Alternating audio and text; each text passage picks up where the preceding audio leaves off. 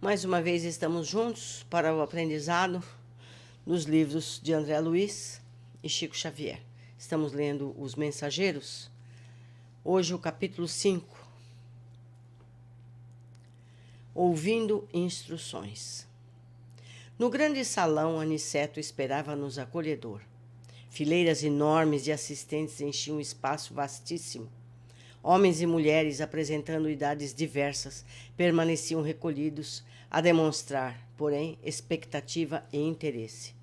Hoje, explicou o nosso orientador, dirigindo-se a Vicente de maneira particular, teremos a palavra de Telésforo, antigo lidador da comunicação, que pediu a presença de todos os aprendizes do trabalho de intercâmbio entre nós e os irmãos encarnados. Sentamos confortavelmente, aguardando por nossa vez. Daí a minutos, Telésforo penetrava o recinto, sob harmoniosas vibrações de simpatia geral. Aniceto e outros instrutores instalaram-se ao lado dele, em torno da mesa nobre, onde se localizava a direção da Assembleia. Após saudar a assistência numerosíssima, formulando votos de paz e incentivando-nos aos testemunhos redentores, Telésforo atingiu o assunto principal que nos levara até ali. Agora, disse com autoridade, mas sem afetação, conversaremos sobre as necessidades da representação da nossa colônia nos trabalhos terrestres.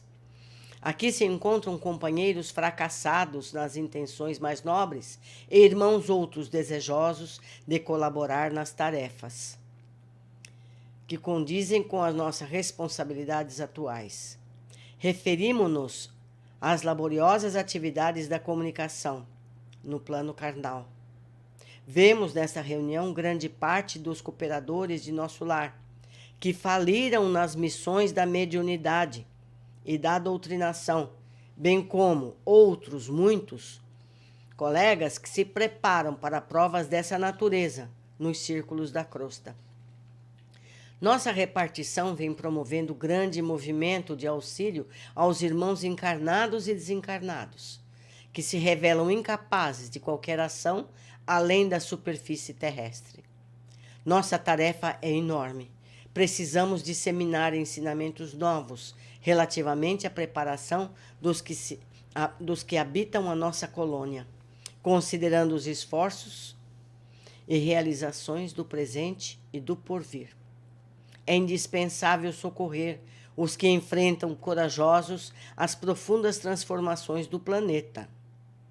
As transições essenciais da existência na Terra encontram a maioria dos homens absolutamente distraídos das realidades eternas. A mente humana abre-se cada vez mais para o contato com as expressões invisíveis, dentro das quais funciona e se movimenta. Isso é uma fatalidade evolutiva. Desejamos e necessitamos auxiliar as criaturas terrestres. Todavia, contra a extensão do nosso concurso fraterno, operam dilatadas correntes de incompreensão. Não relacionamos apenas a ação da ignorância e da perversidade. Agem contraditoriamente nesse particular grande número de forças do próprio espiritualismo. É muito importante isso, muito dramático. Eu vou ler novamente essa linha. Agem contraditoriamente nesse particular grande número de forças do próprio espiritualismo. Ou seja, pessoas dentro da luta da espiritualização maior, existem pessoas que lutam contra, atrapalhando o progresso. Isso é muito triste. Combatem-nos algumas escolas cristãs, como se não colaborássemos com o Mestre Divino. A Igreja Romana classifica-nos a cooperação como diabólica. A Reforma Luterana, em seus matizes variados, persegue-nos a colaboração amistosa. E há correntes espiritualistas de elevado teor educativo que nos malsinam a influência, por quererem o homem aperfeiçoado de um dia para o outro, rigorosamente redimido a golpe instantâneo da vontade, sem realização metódica. A gente já aprendeu em capítulos anteriores que a evolução não se dá de um salto. No campo de nosso conhecimento da vida, não podemos condená-los pelos desentendimento atual. O catolicismo romano tem as suas razões ponderáveis. O protestantismo é digno de nosso acatamento. As escolas espiritualistas possuem notáveis edificações. Toda expressão religiosa é sagrada. Todo movimento superior na educação espiritual é santo em si mesmo. Temos então diante de nós a incompreensão dos bons, que constitui dolorosa prova para todos os trabalhadores sinceros, porque afinal não estamos fazendo obra individual, e sim promovendo o movimento libertador da consciência humana, a favor da própria ideia religiosa do mundo. Sacerdotes e intérpretes dos núcleos organizados da religião e da filosofia não percebem ainda que o espírito da revelação é progressivo, como a alma do homem. As concepções religiosas se elevam com a mente da criatura. Muitas igrejas não compreendem, por enquanto, que não devemos espalhar a crença nos tormentos eternos para os desventurados, e sim a certeza de que há homens infernais criando infernos em si mesmos. Não podemos, porém, perder tempo no exame da teimosia alheia. Temos serviços complexos e dilatados. E, como dizíamos, a humanidade terrena aproxima-se dia a dia da esfera das vibrações invisíveis de condição inferior, que a rodeia em todos os sentidos. Mas, segundo reconhecemos esmagadora percentagem de habitantes da Terra, não se preparou para os atuais acontecimentos evolutivos. E os mais angustiosos conflitos se verificam no sendal humano.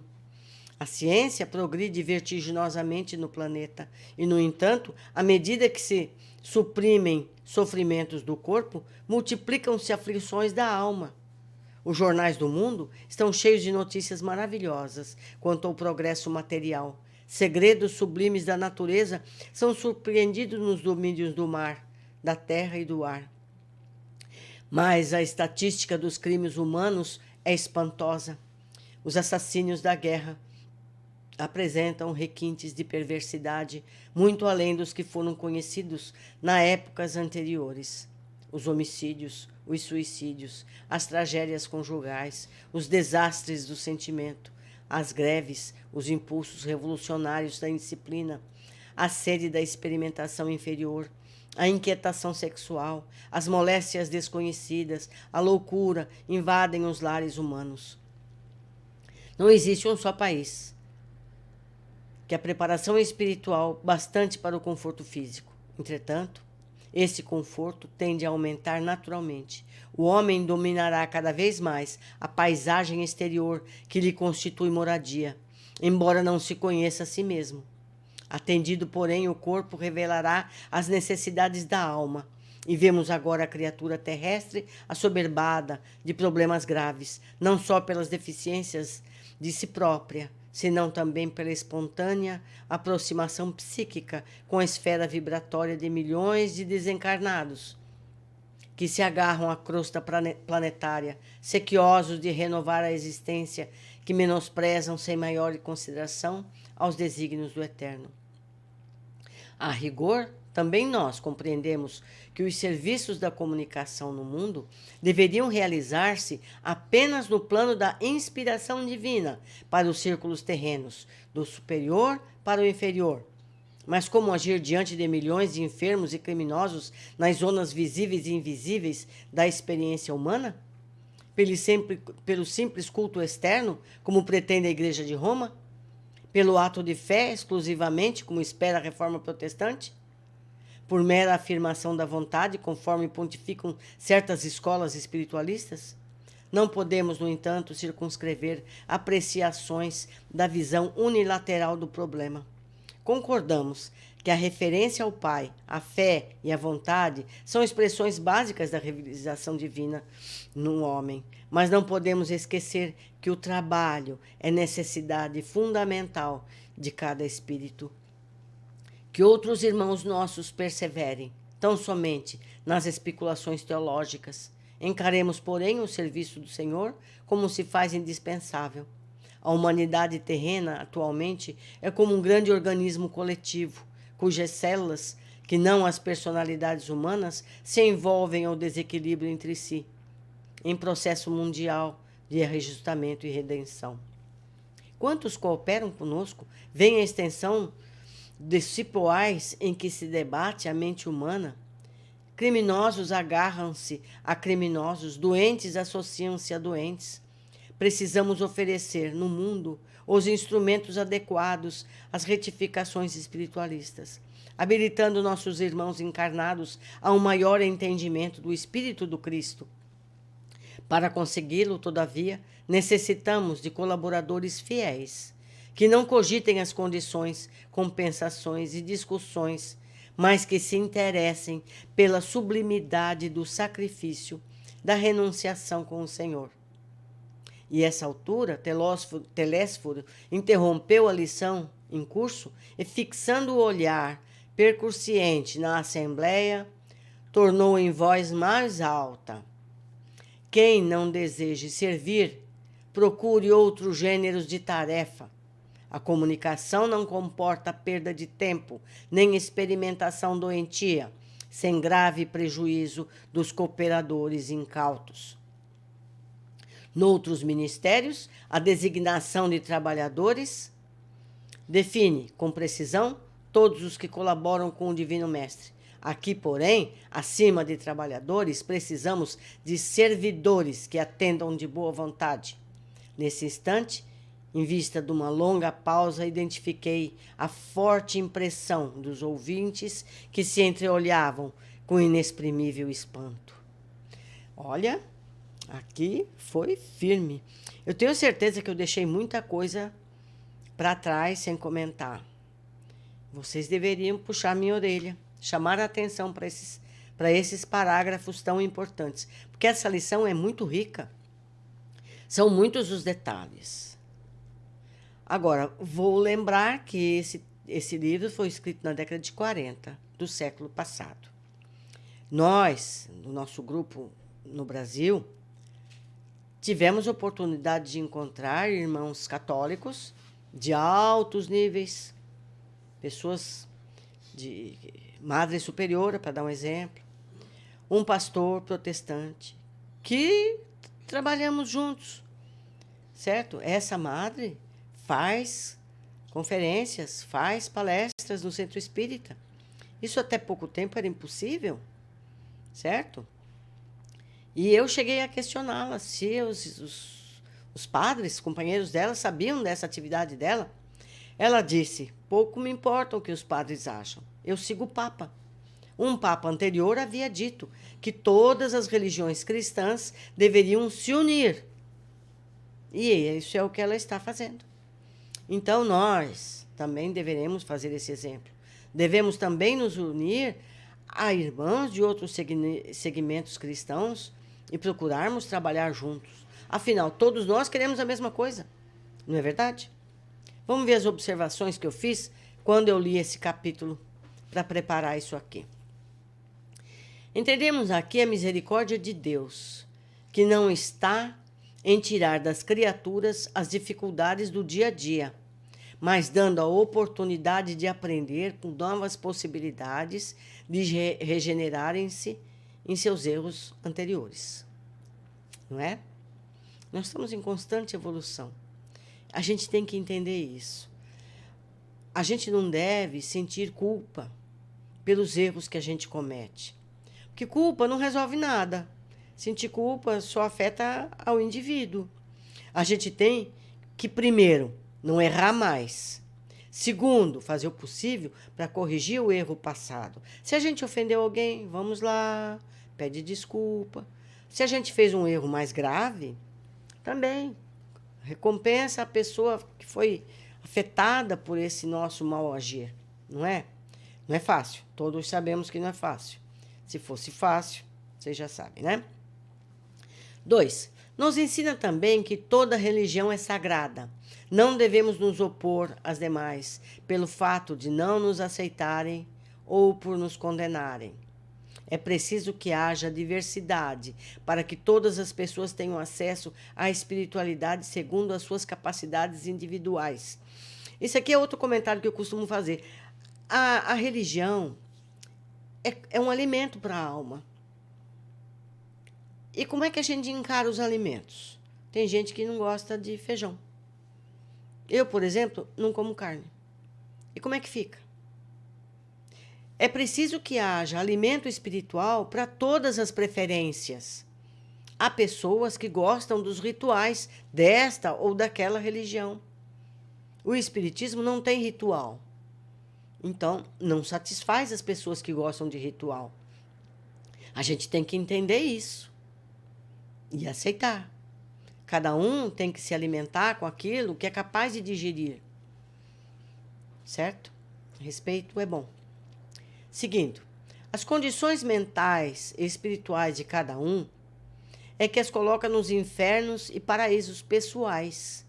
Vemos pessoas passando por experiências similares e com reações e enfrentamentos diferentes.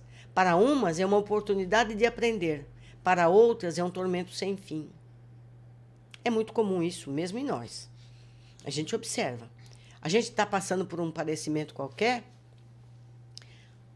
Vamos tomar, por exemplo, essa situação atual. Nos dias de hoje, a Terra toda vive uma epidemia global, é uma pandemia. Algumas pessoas lamentam, se desesperam. Eu não posso ficar em casa presa. Eu não consigo. Outras aproveitam para fazer alguma coisa nova. Aprender um idioma pela internet, fazem ginástica em casa, leem livros, veem filmes pela televisão. Outros se protegem do vírus e vão para a rua ajudar pessoas carentes, levar alimentos. Tem todo tipo de enfrentamento para a mesma situação. Então, isso é que faz o inferno ou o paraíso de cada um. Então, a gente deve raciocinar sobre o que a gente está passando, se isso está doendo, por que está doendo. Será que a gente pode diminuir isso de alguma forma? Isso é sabedoria. E, finalmente, Telésforo foi rigoroso, levantando a voz, e exigiu trabalho dedicado e efetivo. E ele foi duro. Se vocês não estão dispostos, procurem outro serviço. Aqui vai ser como eu quero. Certo, amigos? Eu espero que vocês tenham gostado. Eu tenho certeza que eu não abordei todos os assuntos desse capítulo. Eu espero que vocês me ajudem nisso, observando o que eu não vi, escrevendo aí embaixo, me chamando a atenção para muita coisa, e vamos conversar nas linhas aí embaixo. E uma coisa que eu não fiz nos outros capítulos, quem chegou até aqui, por favor, se inscreva no canal, dê um joinha. Por que isso? Não é por mim, é porque isso faz com que o canal seja visto por mais pessoas. E quanto mais pessoas tiverem conhecimento que está sendo aqui disponível, melhor, não é verdade? Um abraço a todos, até nosso próximo encontro.